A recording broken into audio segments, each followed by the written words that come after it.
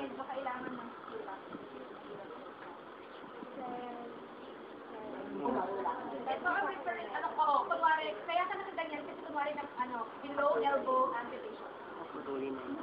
Ito ang recurrent term. 1,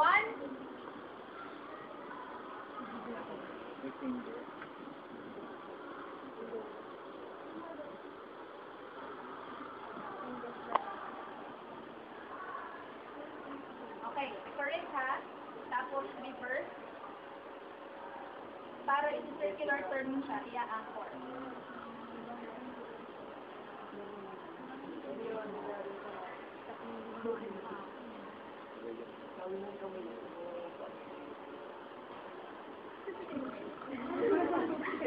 One, tapos 2. Okay, so paano mo, di ba meron pang spaces dito? So ang ginagawa dyan, okay, so nakadalawa na ba ako? 1, 2. Ang ginagawa, mabalot. yan. Tapos, ito medyo may rito dito. Okay. Yan. Parang ka nag-figure of 8 na. Nasundan?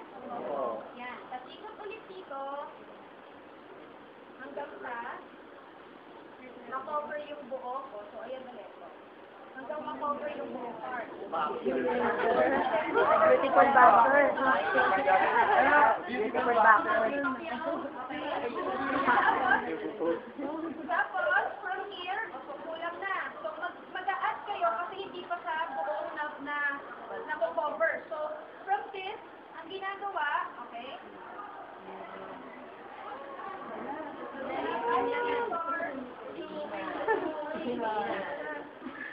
Okay, connected part.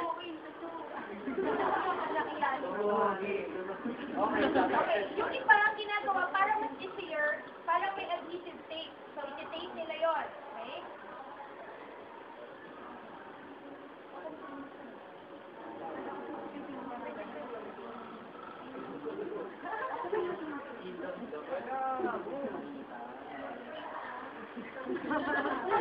Dapat lang sa pahay, parang nagtama.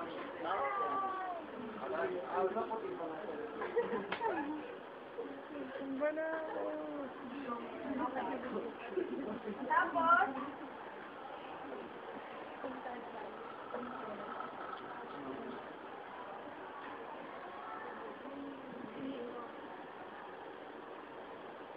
you can add more clips here, okay? Tapos, ito, tulad dito, masyado ng mahaba. More likely masyado ng mahaba. So, kung pwede kayong mag-adjust or pwede nyo lang siyang basbanatin para kasi usually nagkakasa yung isang roll kapag sa ganito. So, from here, malaki lang.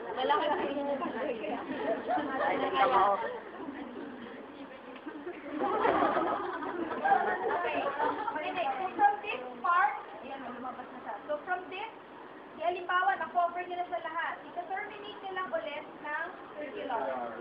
Susundan? Okay, now, halimbawa, tulad doon, di ba? Kung mapapansin nyo, halos lahat ng fingers ko, saka parehong kamay gumagana. Honestly, yun ang isang medyo mahirap talagang i-apply, yung recurrent. Kasi parang kailangan mo siyang i-secure at hindi dapat malalaglag yung bandage. Pag nalaglag yung bandage kasi, zero siya. Zero kayo. Okay? So, dapat, pag nasalo? Pag nasalo, Ulit. pero dapat kasi hindi talaga sa tatama sa floor. Pinatalbog.